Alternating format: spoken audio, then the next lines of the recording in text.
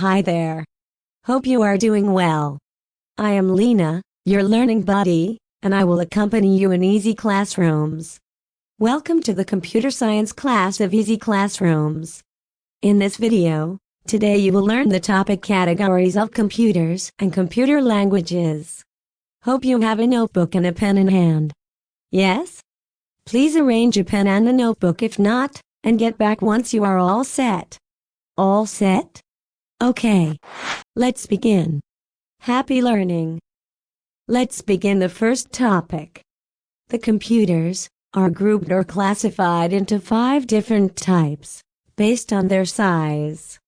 These are 1. Mobile computers, 2. Microcomputers, 3. Mini-computers, 4. Mainframes, 5. Supercomputers. Now let's take a look at each one of these one by one. Excited? Great! Now, let's look at the first type of computers, mobile computers. Okay, now, tell me one thing. Have you ever carried a computer in hand? Yes? Mobile computers are small in size and lighter to carry from one place to another.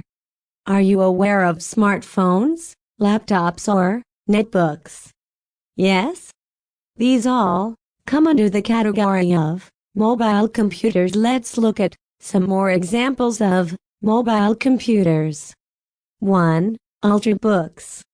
These are high-end laptops with powerful performance. 2. Tablets. These are devices which look bigger than phones and have in general screen size greater than or equal to 7 inches. 3. E-book readers. E-book stands for electronic book. Are you aware that we have electronic books? E-book readers are devices which look similar to tablets, but can only be used to store and read e-books. 4. Smartphones. You should be aware of smartphones. These are pocket-sized, handheld devices used for advanced computing these days. 5. Personal Digital Assistant or PDA. Earlier, we had PDA instead of smartphones. These were handheld devices with lower computing powers. That's it.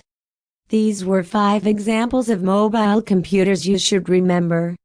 Hope you are now clear on what are mobile computers. Now, let's take a look at a little larger computers. Now, let's see the second type of computers. These are called microcomputers. These are larger in size as compared to mobile computers. Let me explain you what exactly is a microcomputer. A microcomputer is a small computer that is used by one person at a time. These computers are relatively lower in cost. Have you seen desktop computers in computer labs or homes? Yes? Great! If not, take a look at the picture shown. Desktop computers look like these. They commonly have a monitor, keyboard, CPU and a mouse. Desktop computers are microcomputers. These are commonly even called as personal computers, or PCs. These are smaller computers. Now, you tell me, from which type of computer are you attending this class? Great. Now, after learning 2 types of computers, answer me a question.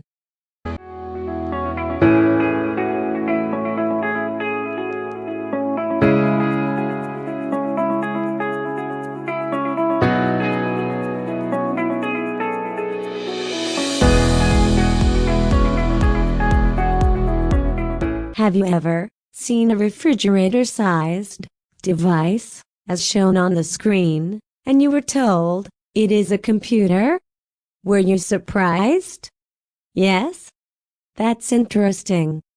These are mini computers, and these are larger in size and obviously heavier than microcomputers.